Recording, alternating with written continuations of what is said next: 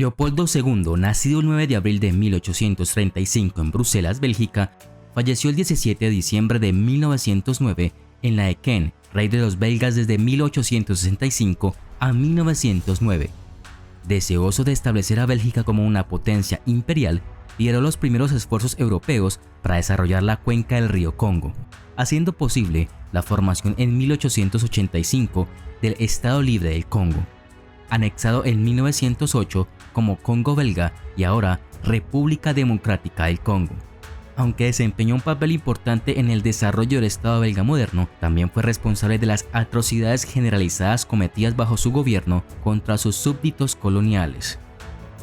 Presentándose a sí mismo como un filántropo deseoso de llevar los beneficios del cristianismo, la civilización occidental y el comercio de los nativos africanos, Leopoldo organizó una conferencia internacional de exploradores y geógrafos en el Palacio Real de Bruselas en 1876. Varios años después, contrató al explorador Henry Morton Stanley para ser su hombre en África. Durante 5 años, Stanley recorrió los inmensos cursos de agua de la cuenca del río de Congo, estableciendo puestos comerciales, construyendo caminos y persuadiendo a los jefes locales, casi todos analfabetos, para que firmaran tratados con Leopoldo. Los tratados, algunos de los cuales parecen haber sido manipulados posteriormente a gustos del monarca. Aunque el gobierno de Bélgica sintió que las colonias serían una extravagancia para un país pequeño sin armada ni marina, esta situación se adaptaba perfectamente a Leopoldo.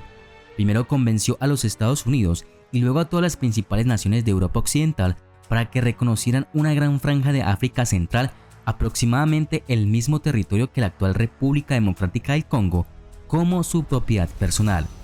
Lo llamó État indépendant du Congo, el Estado Libre del Congo. Era la única colonia privada del mundo y Leopoldo se refería a sí mismo como su propietario. Cuando Leopoldo colonizó el Congo, era un país lleno de fuentes ricas y potenciales. Sin embargo, la mayoría de estas, como el cobre, el oro y los diamantes, requerirían tiempo y dinero para generar buenos ingresos para los colonizadores. Por lo tanto, Leopoldo decidió que los principales productos congoleños serían el caucho y el marfil. Estos productos, aunque muy rentables, resultaron ser demasiado difíciles de recolectar para los habitantes locales.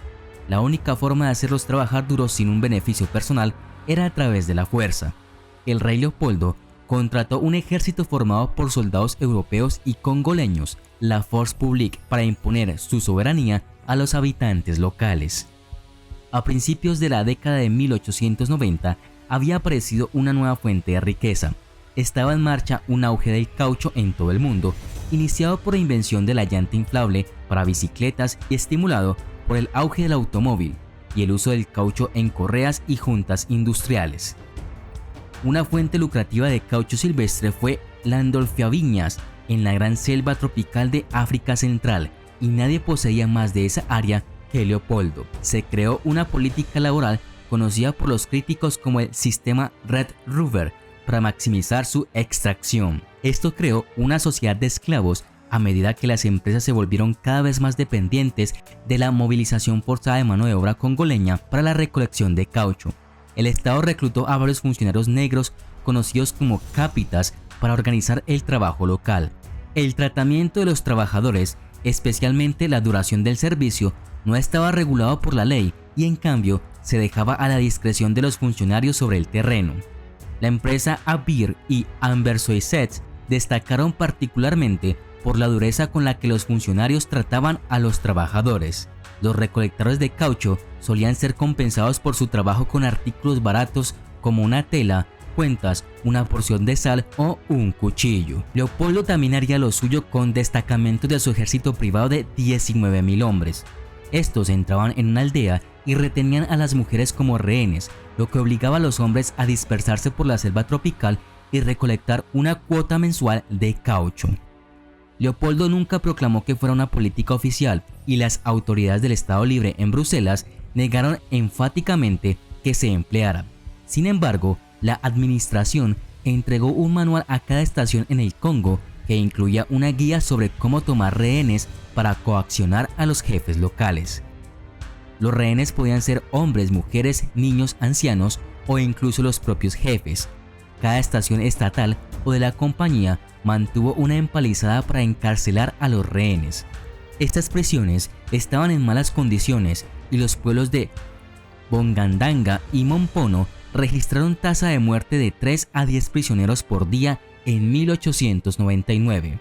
Las personas con antecedentes de resistencia fueron deportadas a campos de trabajo forzados. Había al menos 3 campos de este tipo, uno en Lireco, uno en el río Upper Maringa y otro en el río Upper Lopori.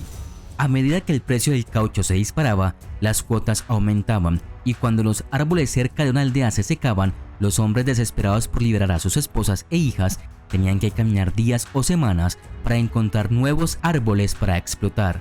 Por orden del rey Leopoldo, miles de congoleños fueron ahorcados y les amputaron las manos por no cumplir con la proporción diaria de recolección de savia para la fabricación de caucho.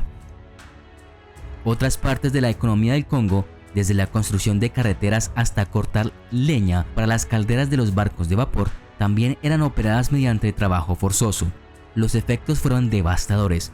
Muchas de las mujeres rehenes murieron de hambre y decenas, posiblemente cientos de miles de congoleños huyeron de sus aldeas para evitar ser considerados trabajadores forzados y buscaron refugio en lo profundo del bosque, donde había poca comida. Decenas de miles más fueron abatidos en rebeliones fallidas contra el régimen. Para demostrar que no se habían desperdiciado balas, o peor aún, las habían guardado para usarlas en un motín, por cada bala gastada, un soldado congoleño de la Force Publique tenía que presentarle a su oficial blanco la mano cercenada de un rebelde muerto. Para ahorrar municiones, los soldados a veces hacían trampa, simplemente cortando la mano y dejando que la víctima viviera o muriera.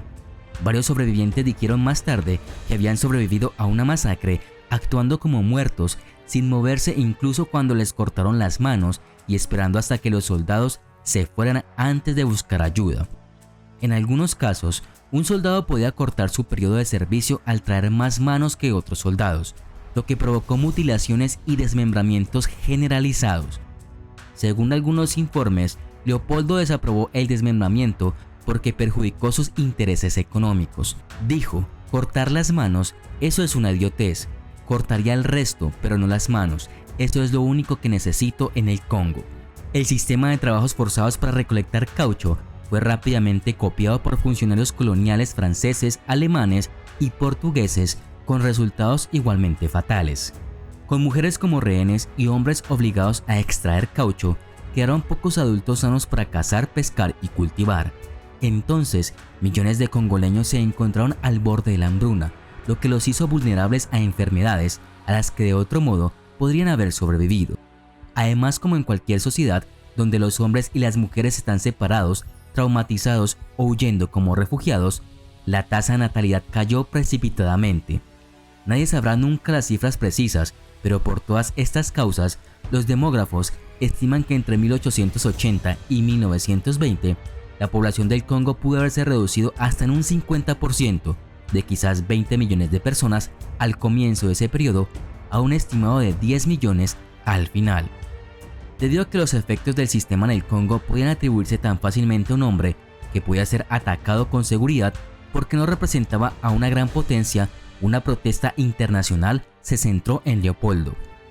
Esta presión finalmente lo obligó a renunciar a la propiedad del territorio y se convirtió en el Congo belga en 1908. Sin embargo, Leopoldo hizo que el gobierno belga le pagara por su preciada posesión. Él murió el año siguiente. Debido a que su único hijo había fallecido antes que él, el sobrino de Leopoldo, Alberto I, lo sucedió en el trono. Los imperialistas europeos y estadounidenses continuaron explotando al pueblo congoleño, que aún seguía viviendo en terribles condiciones. A finales de la década de 1950, el Movimiento Nacional del Congo derrotó a las fuerzas belgas y el Congo se convirtió en un país independiente. Hasta el día de hoy, la violencia sigue siendo un fenómeno cotidiano. Después de muchas décadas de asesinatos en masa, terror, explotación y confiscación de los recursos de su tierra, los congoleños siguen siendo víctimas de la colonización europea internacional. El impacto del reinado del rey Leopoldo y el gobierno belga es todavía demasiado grande para olvidarlo, aunque la historia del Congo sigue pasando desapercibida.